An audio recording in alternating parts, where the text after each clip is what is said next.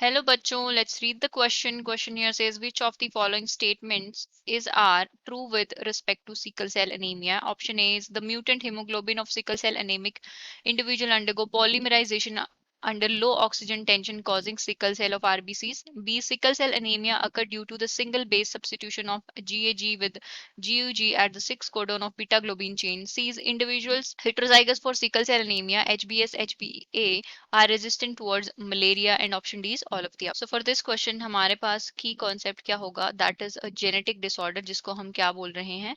Sickle cell anemia. Sickle cell anemia. And ये क्या है? It is a type of point mutation disorder. ये जो किसकी वजह से होता है? Point mutation की वजह से होता है. Point mutation कहाँ पे? At the sixth position of sixth position of beta globin chain में सिक्स पोजीशन पे एक पॉइंट म्यूटेशन होता है जिसकी वजह से क्या होता है GAG is replaced by GUG. GAG is a mRNA which codes for glutamic acid.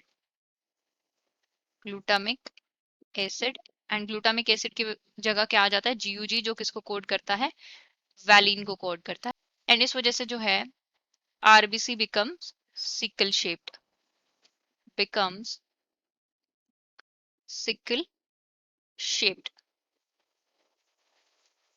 And ये क्या है ये एक ऑटोसोमल रिसेसिव ट्रेट है सो इसमें जीनोटाइप्स किस तरीके से होते हैं सपोज ये हम मान लेते हैं HB जो है वो कैरी कर रहा है सो A जो है वो नॉर्मल इंडिविजुअल के लिए है HBA एंड HBS ये क्या होंगे एंड HBS एंड HBS तो ये वाले क्या होंगे नॉर्मल इंडिविजुअल्स होंगे एंड HBA एंड HBS वाले क्या होंगे they are carrier but normal ये इफेक्टेड नहीं होंगे कैरियर होंगे लेकिन नॉर्मल होंगे एंड HBS वाले क्या होंगे दे आर अफेक्टेड इंडिविजुअल्स ये क्या होंगे सिकल सेल इंडिविजुअल होंगे अब जो कैरियर इंडिविजुअल्स होते हैं इनको एक एडवांटेज होती है because due to less mobility and less oxygen carrying capacity यहाँ पे क्या होता है जो मलेरियल पैरासाइट होते हैं वो किसी भी होस्ट में जो है अपनी लाइफ साइकिल को कंप्लीट नहीं कर पाते हैं मींस जो भी इंडिविजुअल HBA HBS वाले जीनोटाइप के होंगे उसके अंदर क्या होगा जीन में फॉल्ट तो है लेकिन फॉल्ट इतना नहीं है कि वो एक प्रोमिनेंट इफेक्ट शो कर सके तो उस केस में क्या होगा लेकिन